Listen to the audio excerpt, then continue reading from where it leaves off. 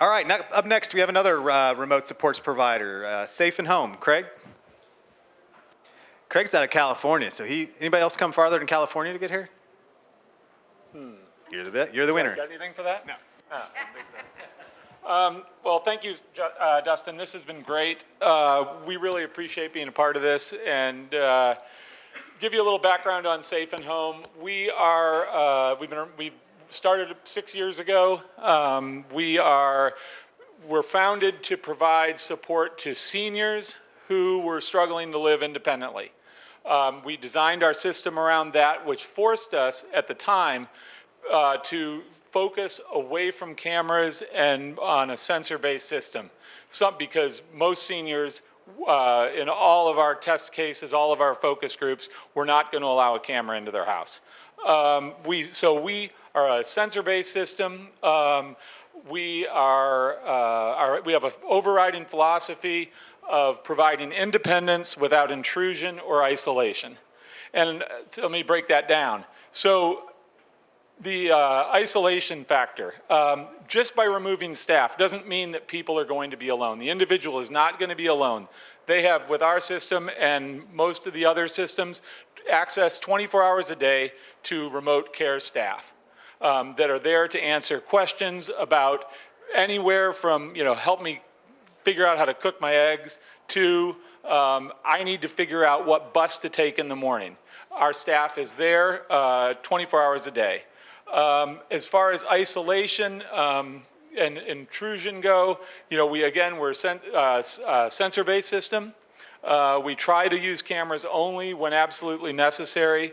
And then to further address the isolation, we have an app that we provide to all members of what we call the care circle. We try to build a community of the care team, whether that's a family member, an SSA, medical staff, to include, so they see on our app everything that we see, whether it's every sensor, every alert, every communication. They can check our care notes the next day to really become part of the solution and part of the team.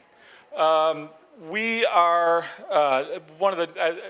we're not new to Ohio.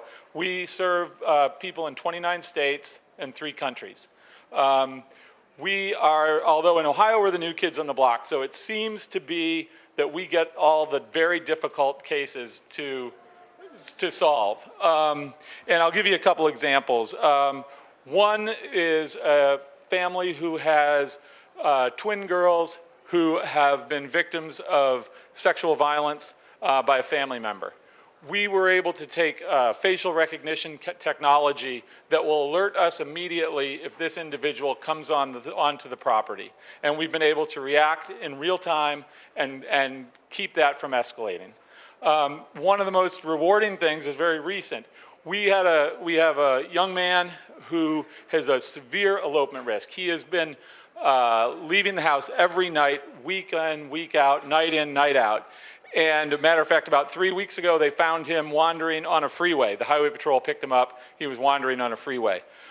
We were asked to come in and provide the remote support, and we did this a week ago. And the very first night, our staff was able to intervene when he got up to leave, de-escalate that situation, and I'm happy to report that he has not left the house once in the first week of our being included in that team, and we're really proud of that. We also have included into our technology offering seizure detection, and what that is we have a client, one of our clients, we are able to detect within 10 seconds of the onset of a seizure, the start of the seizure, the intensity of the seizure, and the duration of the seizure. So when medical staff, when EMS arrived on the site, we were able to text him the seizure report that allowed him to determine that this was not a situation that needed to be escalated and there was no transport necessary to the hospital. So what we believe is through that technology, we're going to eliminate a lot of unnecessary hospitalizations.